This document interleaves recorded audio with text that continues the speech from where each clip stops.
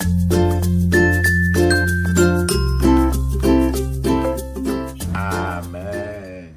Amen. Amen. Le sang de Jésus. Le sang de Jésus. Le sang de Jésus. Le sang de Jésus. Le sang de Jésus. Le sang de Jésus. Le sang de Jésus. Dans le puissant nom de Jésus, nous avons prié. Amen. Amen. Amen. Bien-aimés dans le Seigneur Jésus-Christ, bonjour ou bonsoir, suivant le temps qui se passe là où vous êtes maintenant. Je suis apôtre Focam chrétien du ministère de John et Télétomie, c'est-à-dire du ministère de Jean chapitre 8 verset 32. Je suis votre partenaire de prière de tout le temps. Je suis votre partenaire de prière de tous les jours. Encore que la grâce et la paix de notre Seigneur Jésus-Christ soient avec vous et toute votre famille. Amen. Amen.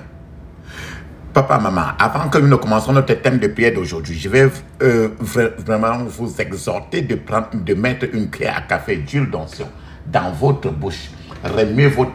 Laissez cela dans votre bouche pour au moins 2 minutes. Rincez votre bouche avec cela. Remuez-la. Rincez votre bouche. Remuez cela. Remuez suffisamment. Remuez cela. Rincez pour au moins 2 minutes avant de l'avaler. Alléluia. Mettez un peu d'huile d'onction aussi dans la paume de vos deux mains. Frottez votre main. Frottez cela suffisamment. Frottez cela. Frottez votre front. Touchez vos cheveux avec l'huile d'onction.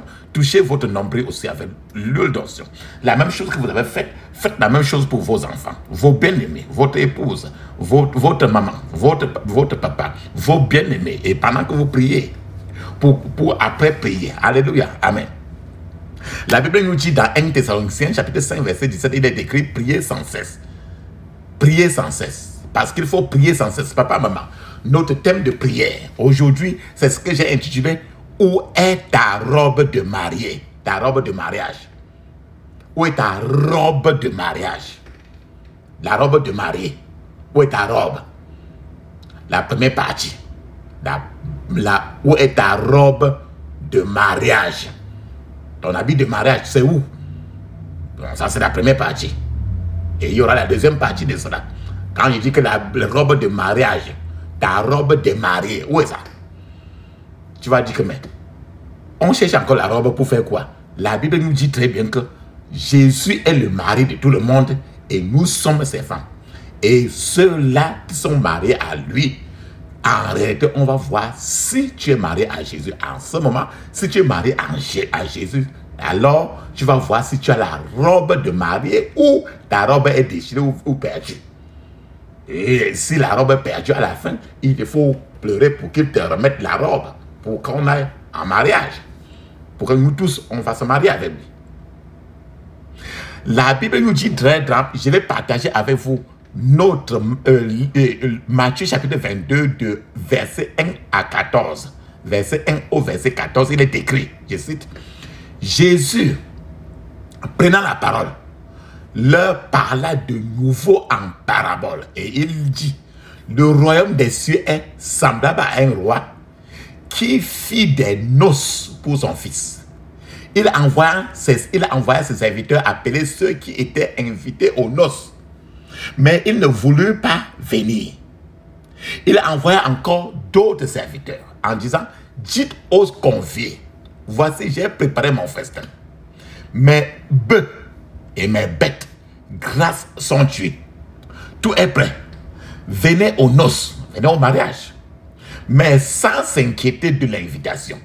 Il s'en allait, celui-ci à son champ, celui-là à son trafic. Et les autres se saisirent des serviteurs, les outragèrent et les tuèrent. Le roi fut irrité. Il envoya ses troupes, fit périr ses meurtriers et brûla leur ville. Alors il dit à ses serviteurs, les noces sont prêtes, mais les conviés n'en étaient pas dignes. Allez donc dans les carrefours et appelez aux noces tout ce que vous trouverez. Ces serviteurs allèrent dans les chemins, rassemblèrent tous ceux qu'ils trouvaient, méchants et bons. Et la salle des noces fut pleine de convives. Le roi entra pour voir ceux qui étaient à table. Et il aperçut là un homme qui n'avait pas revêtu un habit de noces. C'est-à-dire qu'il n'avait pas son habit de mariage. Il lui dit, mon ami, comment es-tu entré ici sans avoir un habit de mariage, un habit de noces sur toi? Cet homme eut la bouche fermée. Alors le roi dit au serviteur, liez-lui les pieds et les mains et jetez-le dans les ténèbres du dehors, c'est-à-dire dans l'enfer, où il y aura des pleurs et des grincements dedans, car il y a beaucoup d'appelés, mais peu d'élus. Frères et sœurs, ici, il a demandé à ceux-là que, il a bien demandé à, il y avait quelqu'un qui n'avait pas l'habit de mariage. Il a dit que, mon ami, tu as fait comment pour arriver ici? Où est ton habit de mariage? Bien-aimé papa, maman, ma question est, je la retourne encore à vous. Où est votre habit de mariage? Où est votre habit de mariée? Votre vêtement de mariage? À quel point sera-t-il, papa, maman, triste de finir cette vie sur la terre dans le feu de l'enfer, après avoir prêché et transporté les Bibles de part et d'autre, aller des conférences en conférences, d'église en église, des jeûnes de prière en un jeûne de prière. Ce sera vraiment triste de finir sans avoir un vêtement de mariage, de finir les pieds et les mains liés et tomber dans l'enfer. À quel point cela sera triste après avoir harcelé les gens avec l'évangile de Jésus-Christ. Et le dernier jour où vous êtes, le dernier jour où on vous trouve maintenant, on n'arrive plus à vous retrouver dans le livre de vie. Papa, maman, je vais vous donner d'abord un témoignage. C'était lors des funérailles d'un homme très riche. Trop de gens sont venus. Tu sais que quelqu'un qui est trop riche, à son funérail, oh, il n'a pas besoin d'inviter quelqu'un pour le funérail. Donc c'était là, durant le funérail d'un homme très riche, où de nombreux autres riches se sont rassemblés là-bas. Mais c'était lors de l'enterrement. Un fou a fait son chemin là-bas aussi. C'était un fou. Et avant que le pasteur, le prêtre, ne puisse commencer sa prédication, le fou avait commencé à parler et tout le monde était tranquille pour le suivre. Le fou a commencé à dire que, mais vous, les propriétaires des grosses Mercedes, les voitures grosses Mercedes, les grosses voitures, les grosses voitures, les gens qui portent les chaînes en or trop chères là, les hommes qui sont trop élevés, mettez votre chaîne sur le cou de la personne qui est trop riche là et qui est morte là, pour qu'on voit s'il va se lever. Vous qui mettez les gros costumes les plus chers et qui viennent même de l'Amérique là, mettez un costume semblable sur cet homme là qui est mort, s'il peut encore se relever. Voyons s'il peut se relever. Alors, le fou avait déjà fini comme ça sa prédication. Tout le monde a été surpris. Même le prêtre ne pouvait plus prêcher. Les gens, personne ne pouvait plus manger ou boire quoi que ce soit après que Dieu a utilisé ce fou pour faire la prédication de la vérité dans un milieu des hommes riches. Les gens ne pouvaient pas attendre de manger la nourriture parce qu'ils savaient qu'ils n'avaient pas, parce que les gens n'avaient pas tout ce qui était là aussi. Personne n'avait d'habit de mariage. Les gens n'avaient pas leur robe de mariage. C'est-à-dire que si Jésus vient là, est-ce que les gens là étaient prêts pour aller au ciel? Pour aller au ciel, il te faut avoir ton habit de mariage. Donc, plusieurs, celui-là, tout le monde était là pour manger et personne n'avait la robe de mariage. Papa, maman. Ce qui se passe, que les gens n'ont pas fini de manger, n'ont pas pu manger. Chacun s'est distingué et chacun, vraiment, ça a dépassé tout un chacun. Frères et sœurs, la peur est un grand tueur. La peur détruit les maisons. La peur détruit la vie des gens. La peur détruit les mariages. La peur détruit la vie des gens, les églises. Le passage dont nous avons lu aujourd'hui, partagé aujourd'hui du verset 1 jusqu'au verset 14, tu sais que dans le temps, à l'époque, dans la Bible, c'était la pratique coutumière, la pratique habituelle de donner les habits aux invités. C'est-à-dire que quand il y avait une invitation, dans le temps, à l'époque de la Bible, c'était une pratique telle qu'on donnait certains uniformes aux invités du mariage, aux invités du mariage.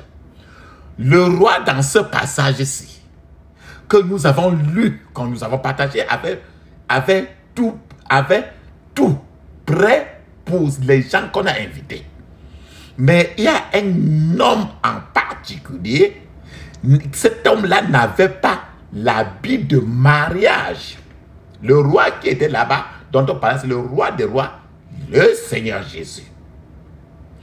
Alors, on a distingué qu'il y avait un homme qui n'avait pas son vêtement de mariage, ton habit de marié. Malheureusement, nous avons beaucoup de gens aujourd'hui qui sont dans la maison de Dieu, qui appellent Jésus, Jésus, Jésus, mais en fait, en eux, ils n'ont pas l'habit de marié, ils ne sont pas mariés à Jésus, ils sont mariés dehors de Jésus.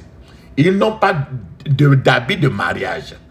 L'homme a dit, mon ami, comment as-tu fait pour te retrouver ici sans l'habit de mariage? C'est ce que le Seigneur est en train de te poser encore la question. Où est ton habit de mariage? Est-ce que ton nom figure dans le livre de vie? Papa, maman, nous devons savoir que le temps de la délinquance spirituelle, le temps où on fait le bruit spirituel pour dire qu'on est chrétien, qu'on est enfant de Dieu, qu'on est à l'église tous les jours, ce temps-là est terminé.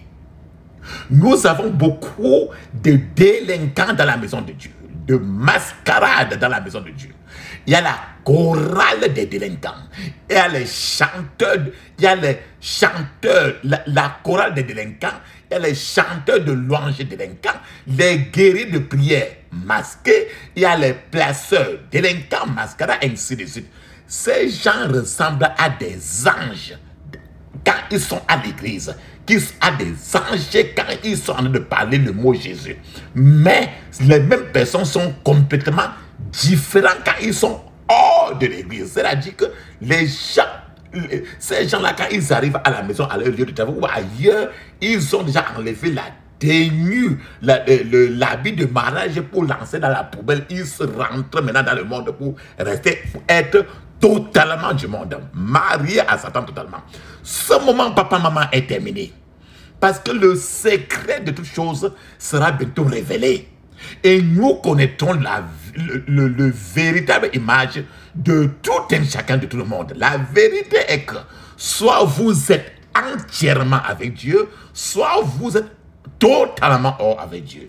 Il n'y a pas de camp central. Il n'y a pas de milieu où tu es brebis de Dieu, où tu es bouc de Dieu.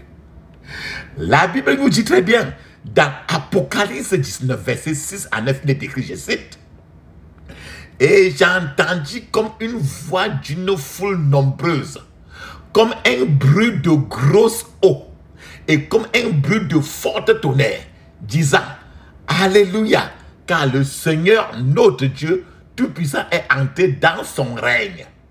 Réjouissons-nous et soyons dans la grâce, et donnons-lui gloire, car les noces de l'agneau, les noces, le mariage de l'agneau, le mariage, les noces de l'agneau, car les noces de l'agneau sont venues et son épouse est préparée. Son épouse, toi et moi, si tu as l'habit du mariage, et son épouse est préparée, et il lui a été donné de revêtir d'un fin lin. L'habit de mariage, non? Éclatant, pur, car le Fenglen, ce sont les œuvres justes des saints. Ton habit de mariage, c'est tout ce qui est juste que tu fais. Et l'ange me dit, écris, heureux ceux qui sont appelés au festin des noces de l'agneau. Et il me dit, ces paroles sont les véritables paroles de Dieu. Amen.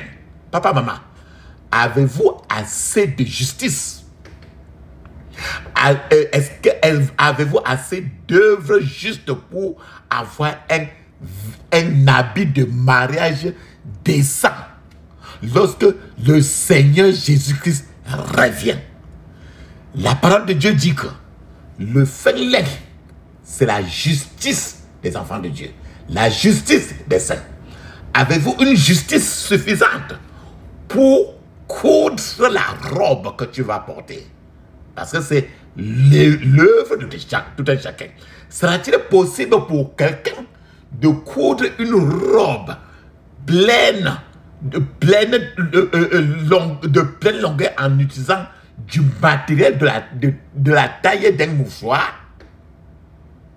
Quelque chose qui a la taille d'un mouchoir, est-ce que tu peux utiliser ça pour coudre une grosse robe? Donc, il te faut assez de justice pour te faire une grosse robe. Avez-vous une justice suffisante pour coudre un vêtement de mariage qui va te suffire? Il faut travailler dans la sainteté avec Dieu beaucoup pour que ton habit de mariage te suffise. Le souper de mariage de l'agneau est à la portée de main et l'invitation a été lancée dehors.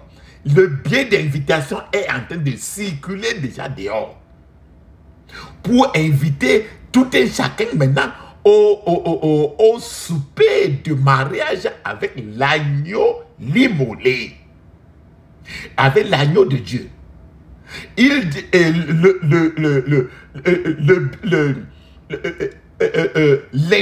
Sur l'invitation, on a bien écrit que à la volonté de quiconque veut venir. Donc l'invitation, il en est d'inviter tout un chacun qui se retrouve qu'il peut arriver.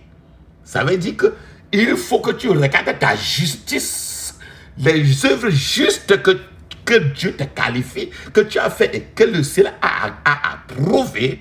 Ça te donne d'être à l'intérieur. Tu as vu quelqu'un qui a faufilé pour se retrouver là. Maintenant, on a attaché sa main. Le roi des rois est arrivé. Il a dit, attachez ses mains, attachez ses pieds, lancez-le dans l'enfer. Donc là, le billet d'invitation est déjà en circulation partout dans la route, dans la rue. Là, c'est écrit sur ça que c'est à la volonté de quiconque.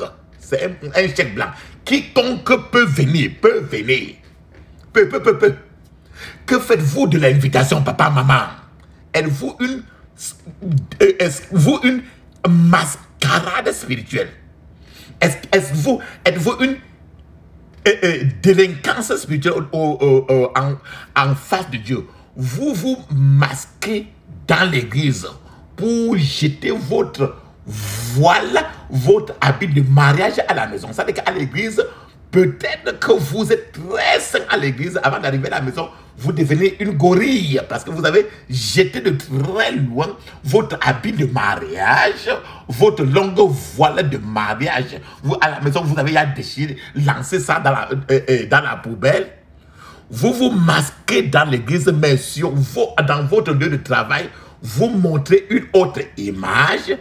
Papa, maman, tu as l'air si doux, si gentil, très aimable à l'église, mais à l'extérieur, vous êtes peut-être une autre chose. C'est pourquoi la Bible nous dit encore dans Apocalypse chapitre 20, versets 12 à 15, il est écrit, je cite, « Et je vis les morts, les grands et les petits, qui se tenaient devant le trône. Des livres furent ouverts. » Des livres, les livres de la vie de n'importe qui. Et un autre fut ouvert, le livre de vie. celui qui est le livre de vie. Et les morts furent jetés selon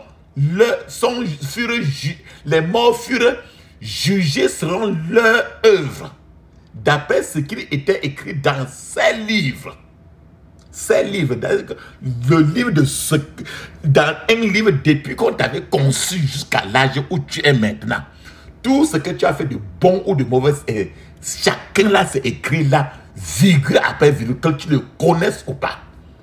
Il dit que d'après, les morts furent jugés selon leurs œuvres d'après ce qui était écrit dans ces livres. La mer rendit les morts qui étaient en elle. La mort et le séjour des morts rendirent les morts qui étaient en eux. Et chacun fut jugé selon ses œuvres. Et la mort et le séjour des morts furent jetés dans les temps de feu. C'est la seconde mort, les temps de feu. Quiconque ne fut pas trouvé écrit dans le livre de vie fut jeté dans les temps de feu. Donc il y a un seul livre dans lequel le nom, quand ton nom se retrouve à l'intérieur, tu as d'office la robe du marié à Jésus. Mais quand ton nom n'est pas là, tu peux être pasteur ou quoi que ce soit. Tant que tu n'es pas dans le livre de vie, tu n'as pas l'habit de mariage. Tu ne peux pas qualifier d'être là-bas. Là où vous, papa, maman, là, vous voyez à nouveau le cadre du grand jugement. Dans ce passage que je viens de partager avec vous, nous voyons cette cour de justice qui était vraiment effrayante, où le président du tribunal, le grand juge était en session. Et le juge était assis, mais il n'y avait pas des avocats pour la défense des gens. Le grand juge était là, qui est le juge des juges, qui est le Dieu d'homme, mais pas d'avocat. Rappelle-toi très bien, Jésus est notre avocat, mais il est ton avocat quand tu es encore sur la terre. Quand tu as déjà tout fait sur la terre et que tout ce que tu as fait sur la terre est dans ton livre de vie qui est entre ses mains, dans au jugement, il ne sera plus là. Il va te défendre. C'est tes œuvres même qui vont te défendre et non Jésus encore. C'est pour ça que là-bas, comme tu vois là, le juge était assis, mais il n'y avait pas d'avocat. Les archanges et les anges étaient là-bas présents. C'était une scène très effrayante. Cela a dû même peut-être effrayer l'apôtre Jean qui a écrit le livre d'Apocalypse. Quand l'apôtre Jean a vu peut-être cela, mais il était tellement dépassé. Il avait la colère sur le visage. Il a vu la colère sur le visage du juge de juge. Et le juge de juge était tellement furieux que le ciel et la terre n'avaient plus de place. Il a chassé vite le ciel et la terre. Il était là maintenant pour le jugement. Papa, maman, tous les cieux ont été assemblés là-bas pour le grand jugement. Ce que nous avons partagé, c'est des Écritures.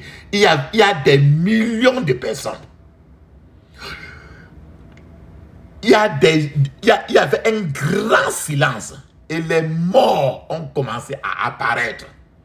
Ceux qui sont morts depuis même Noé apparaissent. Et toi qui es là maintenant, quelqu'un que tu connais qui est mort il y a de ça 3 jours, et quelqu'un qui est mort au temps de Noé, eux tous, ils viennent. C'est un grand silence. Les morts ont commencé à apparaître. Les gens qui ont tout simplement volé un petit morceau de viande dans la sauce, ils sont là pour expliquer pourquoi la viande est partie de la sauce. Les grands pécheurs, c'est que les gens qui ont tué les gens, décimé tout un pays, ils étaient là avec les mêmes personnes qui ont volé rien que l'église. Les élèves qui ont triché en classe, et les élèves et les écolières qui sont sortis de la maison, au lieu d'aller en classe, ils se retrouvent dans la chambre des autres garçons. Ils sont là, les garçons et les filles qui mettent des habits dans le sac pour aller à l'école, mais ils ne se retrouvent pas à l'école. Ils sont tous là. Ceux-là qui sont partis dans les boîtes de nuit, ils ont bu, ils sont tombés à rouler de la voiture, les écraser. On les a fait revenir pour qu'ils expliquent pourquoi, pour qu'ils expliquent, pour que tout se mette devant eux et ils voient tout ce qu'ils étaient en fait. Et la Bible, c'est les œuvres de n'importe qui est en train de le juger. Leurs copines, leurs gars, chaudes filles, qui seront aussi toujours là pour expliquer. On va faire voir comment toi, le garçon, tu es dans le masturber, toi et la jeune et la fille, et toi et ton grand frère et ta petite soeur, qui étaient en fait de l'inceste, tout l'image de tout ce qui se passait là, tout va se passer là-bas. Les hommes qui abandonnent leurs femmes légales à la maison pour se promener avec les autres femmes et les bordels et les prostituées sont tous les policiers qui prennent le choco. Le pouvoir, les avocats corrompus, les juges corrompus, les policiers corrompus, tous là, avec tout le choco qu'ils ont pris là, ça va, pendant qu'ils négocient le choco, on va montrer tout ça. Tous ceux qui affichent leur nudité passent en route, dans les télévisions, dans les médias, partout, ça va, tout l'écran va montrer en disant tous ceux qui affichent tout ceci, les choses aussi sales et disent qu'il n'y a pas de problème là, on va mettre ça devant pour qu'ils voient et pour que chacun comprenne si l'autre là est pour le ciel ou c'est pour l'enfer. À ce moment-là, ce n'est pas toi qui vas parler encore parce que tes œuvres vont montrer la direction que tu vas prendre. Tous les fornicateurs, tous les adultères de toutes les races, de toutes les religions seront là. Tous les meurtriers viendront. Les gens qui ont tué leurs femmes, tué leurs maris pour avoir l'argent, tout ça, eux tous, ils vont là et on va montrer tout. Ceux qui tuent par la bouche avec les insultes, ceux qui assassinent par d'autres armes, ceux qui tuent par l'avortement, tout le monde sera là. Les bébés qu'on a avortés, ces bébés-là seront en train de crier dans les oreilles de n'importe. Si tu as avorté, tous les bébés-là seront en train de dire, maman, me voici. Pourquoi? Qu'est-ce que j'avais fait pour que tu me tues? Et tu seras là, ils seront en train de crier dans les oreilles. Tous les menteurs seront là. Les voleurs seront là. Même les petits voleurs. Quelqu'un qui a tout ça volé les guilles, les gens qui ne volent que les guilles, un bic ou bien un petit mouchoir dans l'hôtel. Tous les gens qui boivent l'alcool, la cigarette, tout ça, tout va se passer devant l'écran. Toi-même, tu vas voir le jour et l'heure et toutes les secondes, tout sera suffisamment classé et tu vas voir ta face avec tout ce que tu disais. Depuis le jour où on t'a conçu jusqu'au jour où tu as quitté la terre. Il n'y aura pas d'erreur. Alléluia. Ceux qui ont l'air doux dans l'église, ou bien l'air doux quand ils sont au milieu des gens, mais sont des lions ailleurs. Ceux qui sont experts dans l'hypocrisie, eux tous, tout va se passer, tout va se montrer. Ceux qui abandonnent et négligent Dieu, ils n'ont pas le temps de Dieu, mais ils ont le temps de n'importe quoi, sauf Dieu, ça va se prendre. Ceux qui sont morts dans la bataille seront aussi là. Tous ceux qui étaient en train de défendre la croix de Jésus, ils seront là. La mer, tous ceux qui sont morts, noyés dans les mers, la mer va libérer tous ceux qui sont morts tombés dedans et que les gens n'ont même jamais vu. Cette mer-là va dire, je suis fatigué de vous, sortez. La mer va remettre tous ceux qui sont morts et sont à l'intérieur. Tous les cimetières, toutes les places où on a enterré qui que ce soit, tous ces cimetières-là vont libérer ceux qui sont dedans pour qu'ils viennent maintenant pour le jugement dernier. Ils seront tous libérés pour faire face à un jugement. Ce sera, papa, maman, un excellent rassemblement où tout le monde sera convoqué devant le grand juge. Que tu viennes, que tu veuilles, que tu ne veuilles pas, l'invitation au grand jugement ne sera plus, sera obligatoire, que tu le veuilles, que tu ne veuilles pas, tu vas passer par là. Que beaucoup ont, ce grand juge que beaucoup ont ignoré, que beaucoup ont méprisé, chacun va passer devant lui pour rendre compte de ce qu'il a fait de son vivant sur la terre. Beaucoup chercheront des moyens pour s'échapper.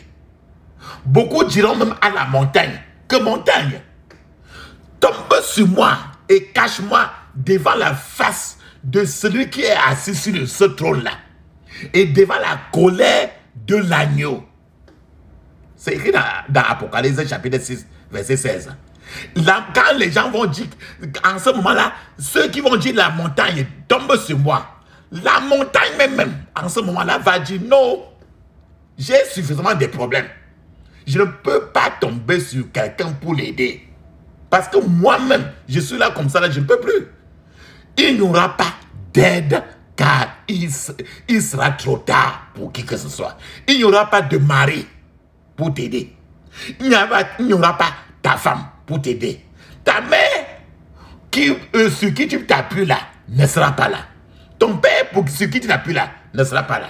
Ton fils ou bien ton cousin ou quoi que personne, il n'y aura plus d'appui. Chacun sera seul. Ensuite, les livres où tout a été soigneusement enregistré sera ouvert. Et je dis que chacun a un livre de vie.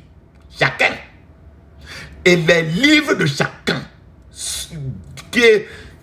qu'on a eu à envoyer sur la terre, les livres vont s'ouvrir et tous les échecs et toutes les opportunités spirituelles que chacun a négligées sont enregistrés dans ce livre. Tous les talents que chacun a gaspillés dans les églises par ceux qui viennent réchauffer les bancs seront enregistrés. Les talents que les gens gaspillent pour servir le diable seront enregistrés.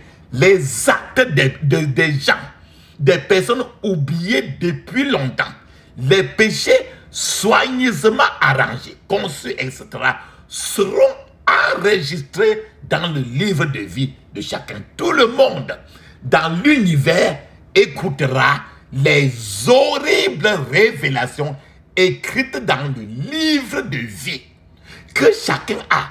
Les choses que tu croyais que tu connaissais seul là et que tu faisais et que tu croyais que personne ne voyait, même Dieu ne voyait pas là, tout sera décortiqué et tu seras en train de suivre, mais tu ne pourras plus modifier. Parce que le temps de modifier, c'est maintenant.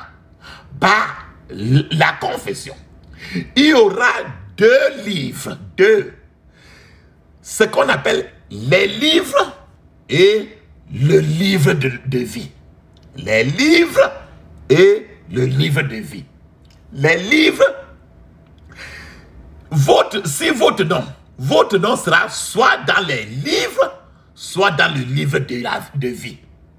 Quand ton nom, si votre nom n'est pas écrit dans le livre de la vie, alors il sera écrit dans les livres. Cela veut dire que si votre nom est écrit dans les livres, alors éternellement, la personne sera éternellement condamnée et les anges de la mort vont les déverser à l'enfer. La question de l'éternité est très grave. Car si ton nom se retrouve dans le livre de vie, les anges du ciel vont venir pour te remercier et te transporter à la maison avec le Père. Alors, papa, maman, pourquoi quelqu'un devrait-il utiliser ses 50 ou 60 ans, 70 ans, 75 ans de vie sur la terre pour le gâcher et se retrouver dans une souffrance qui n'est pas une souffrance de 50 ans, 60 ans, 100 ans, mais une souffrance qui va plus de 1000 ans. Pourquoi cela? Il est inutile de rester dans l'église si vous n'êtes pas sûr que votre nom sera écrit dans le livre de vie. Pourquoi faire cette jonglerie? Pourquoi passer, tu peux durer sur la terre peut-être 100 ou 120 ans. Pourquoi passer à jongler pour finir à se retrouver dans l'enfer et faire plus de 1000 ans? Alors que le temps que chacun peut faire sur la terre peut être autour de 100, 120 ans. Que tu le veux ou pas, jongle comme tu entends. Il est bon, papa, maman, de venir à l'église recevoir des miracles. C'est bon. Il est bon de venir à l'église recevoir des miracles. Dieu merci. Mais si le plus grand miracle ne vous arrive pas, tous les autres miracles sont vains. Le plus grand miracle, c'est retrouver que votre nom est dans le livre de vie. C'est-à-dire qu'il faut que vous vous retrouvez, que vous avez la robe de mariage. Si vous n'avez pas de robe de mariage à la fin de la journée, tous les autres miracles collectionnés que vous avez toute votre vie ne valent rien. Dieu revient, papa, maman, et il testera tous les domaines de votre vie. La Bible parle elle-même de 12 zones que Dieu va tester dans la vie de chacun de nous. Par ceci, vous saurez si vous avez une robe de mariage ou non. Il y a 12 choses que Dieu va tester dans la vie de n'importe qui. Et avec les 12 là, chacun va savoir si la personne a la robe de mariage ou non. Papa, maman, un jour, que tu le saches ou pas, un jour nous quitterons cet endroit-ci sur la terre et aller sur notre lieu, notre site permanent, afin que nous devons être propres et purs. Toute la poussière et la saleté doivent être nettoyées. Ceux qui viennent à l'église pour la partie miracle ne sont pas nos membres. Si tu viens à Dieu parce que tu veux qu'il te donne quoi que ce soit, tu n'es pas encore chrétien, tu n'as pas encore d'habit du mariage. Nos membres sont ceux qui viennent servir le Seigneur, ceux qui ont faim du Seigneur, ceux qui viennent servir le Seigneur pour la gloire de l'Éternel. Ceux-ci savent que Dieu les a créés dans un but qu'ils doivent accomplir.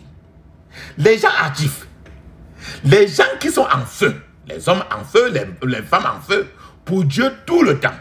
Ceux qui remuent, secouent leur esprit et ils n'ont pas le temps pour s'embobiner dans le péché, mais ont le temps de servir leur sauveur, sont le genre de gens nécessaires à l'église de Jésus-Christ. L'église a besoin de ceux qui renverseront le monde pour le Seigneur Jésus, papa, maman. Où que vous soyez, vous devez avoir une force motrice qui vous fait avancer ou vous fait reculer. Je vous ai parlé de 12 domaines qui seront testés dans la vie de chaque enfant de Dieu. Et c'est les 12 domaines qui déterminera en toi-même si tu as l'habit de mariage en vous. Je vais citer les 12. Premièrement, papa, maman, la première question que je vais vous poser, comment traites-tu les autres enfants de Dieu, les autres croyants? Comment traites-tu les autres chrétiens? Que fais-tu de votre propriété? Est-ce que tu négliges le pauvre? As-tu du mal à donner même lorsque tu en as de trop? Tu dois vérifier ton attitude envers les autres enfants de Dieu. Parce que la priorité doit être un enfant de Dieu. Et non celui qui n'est pas enfant de Dieu. La deuxième question, le deuxième point, j'ai dit 12, le deuxième point que je vais poser pour que tu comprennes comment tu exerces ton autorité sur les autres. pose-toi la question de savoir comment toi tu exerces ton autorité sur les autres. Toi, tu es maman par exemple. Face à ton enfant, est-ce que tu es devenu le Dieu de ta maman, de ton enfant? Toi, papa, tu es devenu le Dieu de ton enfant. Toi, papa, tu es devenu le Dieu de ta femme. Ainsi de suite. En d'autres, je répète encore la question. Comment tu exerces ton autorité sur les autres?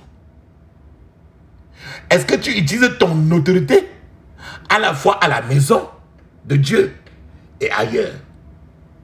Est-ce que tu utilises ton autorité pour voler, commettre d'autres gaffes, commettre ton péché, commettre des péchés? Imaginez un oncle qui couche avec l'enfant de sa nièce, mais parce que lui, il a peut-être 40 ans et l'enfant a 20 ans. C'est l'autorité, l'abus de l'autorité. Utilisez-vous votre autorité pour appuyer sur les autres. Voilà la deuxième chose que vous devez regarder. Et ceci vous donnera si vous avez l'habit de mariage avec Jésus ou pas. La troisième chose que je vais poser, comment utilises-tu ta capacité donnée par Dieu? Toutes les capacités que Dieu a mis en toi. Tu les utilises par comment? Es-tu fidèle avec ce que Dieu a commis, a placé entre tes mains? As-tu le don de prophétie et l'as-tu commercialisé? Il y a les gens qui donnent les prophéties. Mais à un certain moment, plus ils donnent les prophéties, tu leur donnes l'argent, ils continuent à donner les prophéties. Ça veut dire que c'est un prophète commerçant. C'est un pasteur commerçant. Tu lui donnes l'argent, il te donne la prophétie. Il n'y a plus d'argent, il n'y a plus de prophétie. Est-ce que cette prophétie qu'on t'a donnée là, est-ce que tu as fait de ça ton business, tu vends ça? Ou alors, est-ce que tu as fait que ta prophétie devienne une affaire de famille? Que fais-tu avec quelque chose qui est censé bénéficier de toute la maison de Dieu? Il y a les gens qui ont, que le Seigneur a mis des choses sur eux, mais ils ont tourné ça pour lui et sa maison, pour lui et sa famille. Dieu ne fait pas des choses comme ça. Avez-vous enterré vos talents? Si vous êtes comme ça, Dieu va, dans le jour de jugement, il va mettre ça devant vous. Parce qu'il en est fatigué.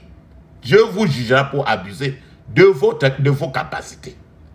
La quatrième chose que Dieu va tester, comment nous utilisons notre argent.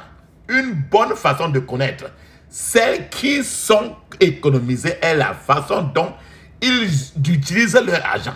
Quiconque est réellement sauvé ne peut pas se permettre d'être avare parce qu'il sait pleinement que son trésor est construit au paradis et non sur la terre. Tous les bijoux inutiles et chers que beaucoup de gens mettent dans les banques, dans les coffres forts, devraient être vendus et l'argent de ça mis au service des œuvres de Dieu. Il faut mieux construire une maison pour vous-même au paradis que d'accumuler ce que vos enfants combattront combattront après votre mort. Je ne dis pas que les croyants, les enfants de Dieu ne devraient pas avoir de l'argent, non. Mais lorsque vous gardez des articles inutiles que Dieu ne veut pas que vous ayez, vous cherchez peut-être des problèmes. Dieu vous jugera pour cela si c'en est le cas. La cinquième chose que Dieu va tester dans la vie de chacun, c'est comment nous passons notre temps. Ton temps, tu ne la passes pas comment? Dieu n'aime pas le gaspillage du temps. La Bible nous dit très bien que nous devons racheter le temps parce que les jours sont mauvais. Êtes-vous toujours pressé de quitter la présence de Dieu? Vous précipitez sur votre lecture. Est-ce que vous aimez trop rester faire les études et les prières, vos études et prières personnelles? Est-ce que vous vous dépêchez toujours? Vous aimez trop les activités spirituelles? Mais vous installez-vous toujours pour regarder la télévision, lire les journaux, écouter ce que les gens ont dit. Le Seigneur veut que chacun utilise son temps dans ce qui est spirituel beaucoup. Certains chrétiens dorment en ce qui concerne les choses de Dieu. Mais en ce qui concerne les choses du monde, comme discuter, argumenter, ainsi de suite, faire le Congo, ça, faire mal parler, ces chrétiens-là deviennent des gens très actifs. La sixième chose que chacun qu'on aura à tester, c'est tester combien nous souffrons pour Jésus-Christ. Souffrez-vous, papa, maman, vraiment pour Jésus-Christ? Rappelez-vous, il est écrit que si nous souffrons avec Jésus, nous régnerons avec Jésus. Mais si nous le refusons, lui aussi, il nous régnera. Alléluia. La septième chose que nous allons tester, que le Seigneur testera en nous, comment nous courons notre course dans la vie en tant que chrétien. Frères et sœurs, êtes-vous le type de chrétien qui tombe aujourd'hui, se lève demain pour tomber à nouveau un autre jour et se relève encore et tomber? Papa, maman, êtes-vous en feu pour Dieu aujourd'hui? Et demain, vous êtes tellement froid que le congélateur. Est-ce ainsi que vous dirigez, que vous faites votre course chrétienne? En supposant que la trompette du Seigneur sonne lorsque vous êtes en panne. Que se passe-t-il? Est-ce que tu vas rater d'aller au ciel à cause du fait que on a sonné le jour où tu es en train, tu es tombé froid au lieu d'être chaud? La huitième chose que chacun va tester dans la vie de chacun, comment contrôles-tu ta chair? As-tu le contrôle de ta chair ou ta chair domine sur ta vie? Les œuvres de la chair vous dictent, la chair dicte ta vie. Tu dois regarder cela avec attention. La deuxième chose, comment nous sommes témoins pour Jésus-Christ? Papa, maman, combien d'âmes as-tu apporté à Jésus-Christ depuis que vous êtes né de nouveau?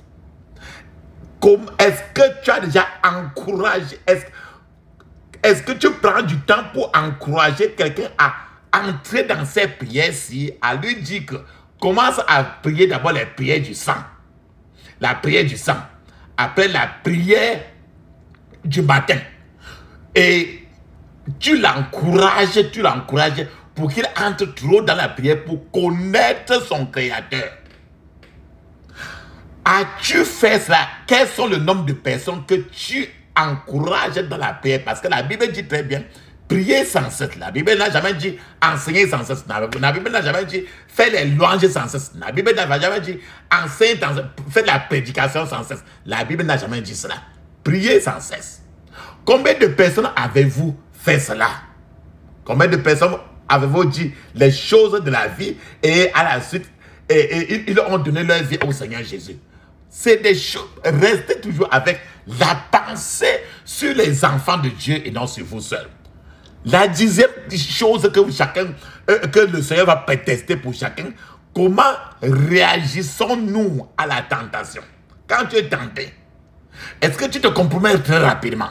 Est-ce que tu cèdes très vite à la tentation qui te vise? Comment vois-tu l'enlèvement?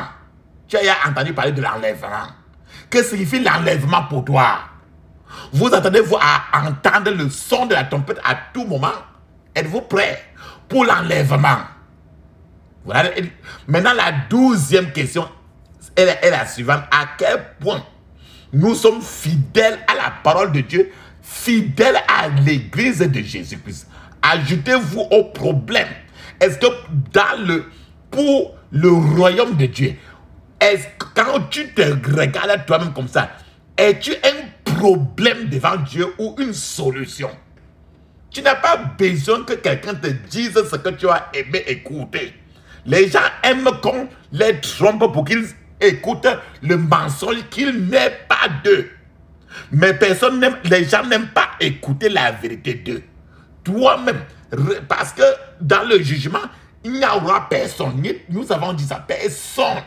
Tu seras face rien qu'à ton créateur. C'est tout. Ta maman, il n'y aura pas. Ta femme, il n'y aura pas. Tes parents, ton pasteur, il n'y aura pas. Parce que chacun sera en train de gérer son propre dossier. Est-ce que vous êtes un problème pour l'église de Dieu ou bien vous êtes une solution? Peu importe depuis combien de temps vous allez à l'église. La question est de savoir où est votre vêtement de mariage. Ton habit de mariage est où? Peut-être que vous avez déjà eu un vêtement de mariage depuis, mais que ce vêtement de mariage est déchiré, pourri et jeté. Vous êtes peut-être toujours un délinquant dans le monde spirituel. Où allez-vous vous cacher devant le grand juge que nous avons vu aujourd'hui?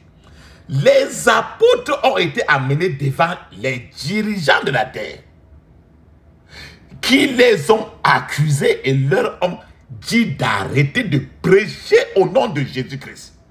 Et un homme qui s'appelait Gamaliel a tenté de les avertir de ne plus faire cela après le message de Pierre. Attends, je partage le message de l'apôtre Pierre avec vous. C'est dans Actes des Apôtres, chapitre 5, verset 29 à 33. Il est écrit, Pierre et les apôtres ont répondu. C'est Gamaliel qui a d'abord parlé. Gamaliel, G-A-M-A-L-I-E-L. C'est dans le Nouveau Testament. Pierre et les apôtres ont répondu, nous n'obéissons pas aux gens. Nous obéissons à Dieu. Écoutez très bien. Vous avez tué Jésus en le clouant sur une croix. Mais le Dieu que nos ancêtres ont adoré, l'ont élevé à la vie et ont fait de lui notre chef et notre sauveur. Puis Dieu lui a donné une place à son côté droit pour que le peuple d'Israël se retrouve vers lui et soit pardonné. Nous sommes ici pour vous parler de tout cela, tout comme le Saint-Esprit qui est le don de Dieu à tous ceux qui obéissent à Dieu. Lorsque les membres du conseil ont entendu cela, ils sont devenus tellement en colère qu'ils voulaient tuer les apôtres. Papa, maman, dans Actes des Apôtres, chapitre 5, 39, Gamaliel a commencé à parler. Voilà ce que Gamaliel a dit. Dans Actes des Apôtres, chapitre 5, 39, il est écrit, mais si Dieu est derrière, vous ne pouvez pas l'arrêter de toute façon, à moins que vous ne vouliez lutter contre Dieu. Les membres du conseil étaient d'accord avec ce que Gamaliel a dit. Papa, maman, Gamaliel que tu as entendu là, c'est un politicien dans l'église. Gamaliel a essayé de défendre les apôtres. Une bonne chose que vous puissiez, que vous-même, vous pouvez faire pour vous-même est de vous asseoir, de lire l'ensemble du livre des Actes des Apôtres. C'est un livre plein de choses, plein de nations. Les premiers chrétiens dans le livre, les premiers chrétiens étaient en feu pour Dieu. Tous les apôtres, ils étaient en feu pour Dieu. Ils ont bouleversé le monde et ont eu des troubles. En particulier avec les dirigeants du monde à cette époque-là. La prédication simple, cette prédication courte de l'apôtre Pierre, les a coupé le cœur, les a ébloui le cœur. La prédication simple et courte de l'apôtre Pierre a abordé beaucoup de choses.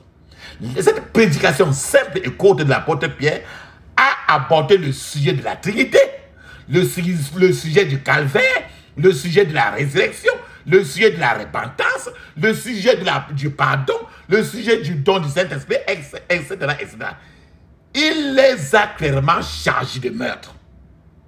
L'apôtre Pierre a hardiment proclamé Jésus-Christ et la position des apôtres, ce qui est une position de sans compromis. Il a dit que eux, ils ne peuvent pas se compromettre. qu'ils n'obéissent, qu'ils ne suivent jamais la doctrine des hommes, qu'ils suivent rien que le Saint-Esprit. Papa, maman, je vais vous parler encore du discours de Gamaliel. La raison pour laquelle je parle de Gamaliel à vous aujourd'hui, c'est parce que nous avons dans nos jours beaucoup de Gamaliel dans la maison de Dieu. Le discours de Gamaliel, quand tu écoutes ça, ça sonne très logique. Ça sonne un discours nivelé et raisonnable. Mais c'est un discours, le fait était que Gamaliel était un apôtre très compromis. Dieu n'aime pas les compromis. Gamaliel était académiquement solide, c'est les papiers. Mais Gamaliel était une honte spirituelle pour Dieu. Tu n'as jamais vu des gens qui ont des logiques très saines, mais au fond, c'est les jongleurs. Gamaliel était une honte spirituelle pour Dieu. Gamaliel n'avait aucune excuse pour ne pas faire la bonne chose. Gamaliel était un maître de la parole de Dieu. Gamaliel connaissait bien la Bible, la vérité. Gamaliel connaissait les Écritures sur Jésus-Christ de Nazareth. Gamaliel savait aussi que les Écritures bibliques étaient accomplies chez les hommes. Mais Gamaliel lui-même a refusé de prendre une position. Il a nuancé sa position. Il n'a pas pris une position claire devant Dieu. C'est à sa honte éternelle qu'il a refusé de venir à l'aide du Seigneur Jésus lorsque le Seigneur avait vraiment besoin de lui. Gamaliel s'est compromis pour jongler là où il ne fallait pas. Gamaliel avait peur de perdre sa position. Il a préféré sa position pour nuancer et garder sa position. C'est-à-dire qu'il a préféré se compromettre, papa, maman. Gamaliel a décidé d'être ni pour, ni contre le Seigneur. Gamaliel était assis sur la clôture. Et regarde la clôture, regarde ta barrière. Quelqu'un qui est assis sur ta barrière, c'est quelqu'un qui n'est pas dehors, il n'est pas dedans. Gamaliel était tenu au contraire à la porte. Quand tu te tiens à la porte, tu n'es pas dedans, tu n'es pas dehors. Gamaliel était un jongleur de taille. Gamaliel, au moment où Jésus avait soif de son aide, il a jonglé pour maintenir sa position. Et il connaissait totalement la vérité. Les chrétiens qui sont assis sur la clôture, les chrétiens qui se mettent encore à la porte, qui sont ni dedans ni dehors, finissent par causer plus de problèmes dans la maison de Dieu qu'il ne fallait. Les pires ennemis du christianisme ne sont pas ceux qui sont opposés au christianisme, mais ce sont les gens-là qui sont totalement chrétiens, mais qui se compromettent pour à l'intérieur jongler et vendre Jésus tous les jours. Si vous faites des compromis, vous êtes un ennemi de la croix du Seigneur Jésus-Christ. Je vais à part là maintenant, je vais vous donner des erreurs que Gamaliel a fait. Gamaliel a fait 3 erreurs majeures. Gamaliel est l'image de la compromission. Il a fait 3 erreurs majeures. La première erreur que Gamaliel a fait, il a fait une mauvaise comparaison. Gamaliel a comparé Jésus-Christ à Judas Iscariote. Judas Iscariote maintenant est à l'enfer. Jésus est le Seigneur des Seigneurs. Comment quelqu'un peut comparaître Jésus-Christ avec Judas? Vous ne pouvez pas comparer Jésus-Christ à quelqu'un d'autre, que ce soit sur la terre, que ce soit dans les cieux. Toute comparaison avec Jésus-Christ est hors de sens. Jésus-Christ est Seigneur, le premier et le dernier. Sans Jésus-Christ, rien ne peut être fait au sujet du salut. Et avec Jésus-Christ, rien de plus à faire du salut encore. Dieu a parlé en Jésus-Christ et Dieu est venu en Jésus-Christ. Tous les Gamaliel qui essaient de comparer Jésus-Christ à un grand maître, à un grand professeur ou un grand marabout ou un grand magicien se trompe. Alléluia. Amen. La puissance est dans le sang de Jésus. La puissance est dans le sang de Jésus. La puissance est dans le sang du roi des rois. La puissance est dans le sang de Jésus. Le pardon est dans le sang de Jésus. Alléluia. Le pardon est dans le sang de Jésus. Le pardon est dans le sang du roi des rois. Le pardon est dans le sang de Jésus. Le pardon est dans le sang de Jésus. Alléluia. Le pardon est dans le sang de Jésus. Le pardon est dans le sang du roi des rois. Le pardon est dans le sang de Jésus. La victoire est dans le sang de Jésus. Alléluia. La victoire est dans le sang de Jésus. La victoire est dans le sang du roi des rois. La victoire est dans le sang de Jésus. Le pardon est dans le sang de Jésus. Alléluia. Le pardon est dans le sang de Jésus. Le pardon est dans le sang du roi des rois. Le pardon est dans le sang de Jésus. Amen. Frères et sœurs, papa, maman, nous avons dit que nous devons donner 3 erreurs que Gamaliel a fait. Mais nous avons cité rien qu'une seule erreur. Rappelle-toi très bien que nous allons faire la deuxième partie, bien après. Mais nous allons prier maintenant pour faire après, vous ferez la deuxième partie aussi. Rassurez que vous avez fait la deuxième partie. Fermez tes yeux, ouvre ta bouche. Dis ceci. Je couvre mon esprit, mon âme et mon corps. Et toutes mes possessions du sang de Jésus. Je couvre mon esprit, mon âme, mon corps. Et toutes mes possessions du sang de Jésus. Je couvre mon esprit, mon âme, mon corps. Et toutes mes possessions du sang de Jésus. Dans le puissant nom de Jésus, j'ai prié. Amen. Maintenant, tu vas appeler l'onction pour la maturité spirituelle. Ferme tes yeux, dis ceci. L'onction pour la maturité spirituelle tombe sur ma vie au nom de Jésus. L'onction pour la maturité spirituelle tombe sur ma vie au nom de Jésus. L'onction pour la maturité spirituelle tombe sur ma vie au nom de Jésus. Dans le puissant nom de Jésus, j'ai prié. Amen. Nous avons dit que les Gamaliel, c'est les gens qui sont toujours à la porte. C'est-à-dire que les gens qui ne sont ni par dehors, ni par dedans. Qui sont assis sur la clôture. C'est-à-dire qu'ils ne sont pas dehors, hors de la clôture, ou ils ne sont pas dans la concession. C'est les gens qui sont toujours dans la compromission. Nous avons parlé qu'il y a des gens qui, lundi, ils sont très chauds pour le Seigneur. Mardi, ils sont dans le frigo. Mercredi, ils sont très chauds. Jeudi, ils sont dans le frigo. Et le Seigneur il ne veut pas les gens tièdes. Il veut les gens chauds pour le Seigneur. Ferme tes yeux, crie ainsi. Tout esprit de tièdeur dans ma vie. Tout esprit de tièdeur dans ma vie. Meurs par le feu au nom de Jésus. Meurs par le feu au nom de Jésus. Dans le puissant nom de Jésus, j'ai prié. Amen. Plusieurs gens négligent Dieu et négligent les œuvres, ce que Dieu te dit de faire. Ferme tes yeux, dis ceci. Tout esprit de négligence meurt au nom de Jésus.